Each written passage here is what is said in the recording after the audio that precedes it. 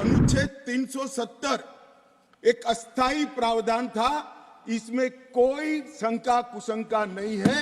ये संवैधानिक सत्य है कि धारा 370 अस्थायी समाधान। अब ये कुछ लोगों को पसंद नहीं आता है और जो नेहरू जी के विचारों के, नेहरू जी के कामों के बड़े प्रशंसक है और अनुयायी है, उनको भी पसंद नहीं आता है जो हम कहते हैं। मगर मैं उनको बड़ी विनम्रता से पूछना चाहता हूं, अगर धारा 370 इतनी ही न्यायिक थी, इतनी ही जरूरतमंद थी, तो इसके सामने एक ही आर्टिकल है मान्यवर जिसके सामने टेम्पररी शब्द का उपयोग किया गया, वो स्वयं नेहरू जी ने क्यों किया होगा? जो लोग कहते हैं कि धारा 370 परमानेंट है, वो संविधान सभा की मंशा का अपमान कर रहे हैं, संविधान का अपमान। मान्यवर, आज सुप्रीम कोर्ट ने कह दिया है कि इसका मतलब यह है, ये जो कहा धारा 370 अस्थायी प्रावधान था, इसका मतलब यह है कि ये दावा याचिकाकर्ता का 370 को कभी हटाया ही नहीं जा सकता। वो दावा सिरे से सुप्रीम कोर्ट ने खारिज कर दिया है कि संविधान को और देश के संसद के सदनों को पूरा अधिकार है धारा 370 हटाने। चुनाव आयोग को निर्देश करें। मान्यवर, बहुत सारे लोग, अब इसमें तो इतना सारा लूट गया, जो दावे थे सारे खारिज हो गए। तो एक पूंछ पकड़कर मैंने बाइट देखा करते हैं। क्या पूंछ पकड़ते हैं कि चुनाव आयोग ने ऑर्डर कर दिया। अरे भाई, क्या ऑर्डर करा? मैंने स्वयं कहा है कि हम चुनाव कराएंगे, इसमें कौन सी बड़ी बात है? इसी सदन में कहा है, लोकसभा में करा है, एज अ गृह मंत्री ऑन रिकॉर्ड करा है। उन्होंने कहा कि भाई राज्य का स्टेटस वापिस देंगे, तो ये भी मैंने कहा है कि अप्रोप्रिएट टाइम पर राज्य का स्टेटस हम वापिस देंगे। और सुप्रीम कोर्ट ने भी ये जो कहा है, उसमें मेरे सदन में के बयान को और सॉलिसिटर जनरल के सुप्रीम कोर्ट के सामने बयान को कोट करते हुए कहा है। अब मुझे कोई समझाए इसमें विजय कहां से हुई है? घोर पराजय में विजय कैसे ढूंढना, इसकी कला कोई आप लोगों से सीख ले साहब। इतने बड़े घोर पराजय विजय कैसे ढूंढना, इसका कोई अभ्यास वर्ग साहब रखना चाहिए साथ में। ये बहुत बड़ी कला है। मैं तो आज अगर उनके जैसे मेरे विचार होते तो ये सुप्रीम कोर्ट के जजमेंट को देखकर डिप्रेशन के मारे एक महीना सदन में ना आता, मगर ये तो प्रेस कर रहे हैं। मेरी तो मर्यादा है साहब, नहीं समझा सकता कि वास्तविकता क्या है। हमें समझना चाहिए कि 42,000 लोग मारे गए हैं। क्यों मारे गए? सवाल हिंदू मुस्लिम का नहीं है। इनसे ज्यादा मुसलमान गुजरात में है, कश्मीर से ज्यादा मुसलमान उत्तर प्रदेश में है, कश्मीर से ज्यादा मुसलमान बिहार में है, कश्मीर से ज्यादा मुसलमान आसाम में है। क्यों वहां अलगाववाद नहीं हुआ? क्यों वहां टेररिज्म नहीं हुआ? बाउंड्री का भी सवाल नहीं है साहब। कई ऐसे राज्य हैं, राजस्थान की बाउंड्री भी पाकिस्तान से लगती है, गुजरात की बाउंड्री भी पाकिस्तान से लगती। क्यों हुआ?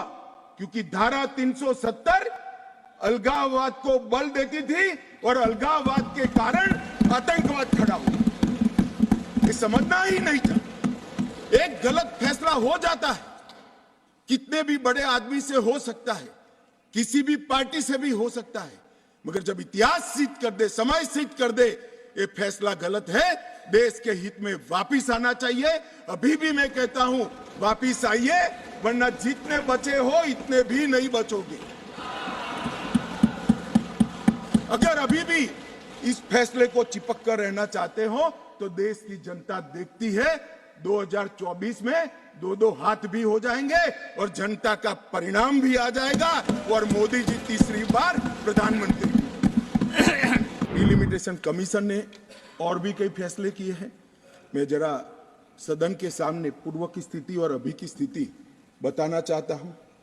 पूर्व में जम्मू में सिर्फ 37 सीट थी, 37 सीट थी। अब नए डिलिमिटेशन कमीशन ने 37 से बढ़ाकर 43 सीट जम्मू क्षेत्र में बनाने का काम। मान्यवर, कश्मीर में 46 सीट थी, 46 सीटें थी, अब 46 की जगह 47 सीटें 47 सीटें बनाने का काम। इस तरह से जम्मू और कश्मीर दोनों को मिलाकर 83 सीटें थी। लद्दाख की सीटें निकाल दी है क्योंकि वहां यूटी बन चुकी। 83 सीटें थी, उसकी जगह 90 सीटें अब डिलिमिटेशन कमीशन ने करी है, जिसको भारत सरकार ने माना है। और पाक ऑक्यूपाई कश्मीर की 24 सीटों को आरक्षित रखा गया है, क्योंकि हम अभी भी मानते हैं, कोई जिसको जो बोलना है वो बोले। इस सदन में बोला हुआ शब्द इतिहास बनता है। मैं आज फिर से कहना चाहता हूं, पाक ऑक्यूपाई कश्मीर भारत का है, हमारा है, और हमसे कोई नहीं छीन। मान्यवर, हमने 24 सीटें पाक ऑक्यूपाई कश्मीर के लिए सुनिश्चित की है। मान्यवर, अब तक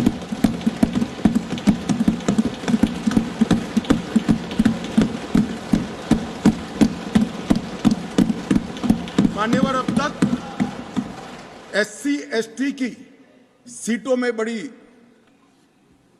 विसंगतताएं भी थी, और जो दिग्विजय की कहते थे संवेदनशील अप्रोच होना चाहिए, संवेदनशीलता होनी चाहिए। SC ST के प्रति संवेदना से ही ये निर्णय हुआ है। पहले जो 7 सीटें थी SC की, उसको हमने बरकरार रखा, और ST की सीट 0 थी, क्योंकि धारा 370 परमिट नहीं करती थी, अब परमिट करती है। 9 सीटों को रिजर्व कर दिया। जवाहरलाल नेहरू जी का कश्मीर के लिए कंडक्ट, और इस पर हमारा नजरिया थोड़ा तंग है। जहां तक तंग नजरिए का सवाल है साहब, देश की एक भी इंच जमीन का सवाल है, हमारा नजरिया तंग रहेगा, हम दिल बड़ा नहीं कर सकते। किसी को अधिकार नहीं है अपने बड़े हृदय को दिखाने के लिए देश का एक भूभाग देश से चला जाए और मूक दर्शक बनकर खड़े रह जाए। किसी को अधिकार नहीं। मैं आज फिर से कहता हूं, ये आरोप से मैं सहमत हूं। हमारा नजरिया तंग है। देश की एक इंच जमीन भी जाती है तो इसके लिए भारतीय जनता पार्टी का हर कार्यकर्ता सर्वोच्चता से संघर्ष करेगा, लड़ाई करेगा और लड़ेगा। हमें कोई इसमें शर्म की बात नहीं।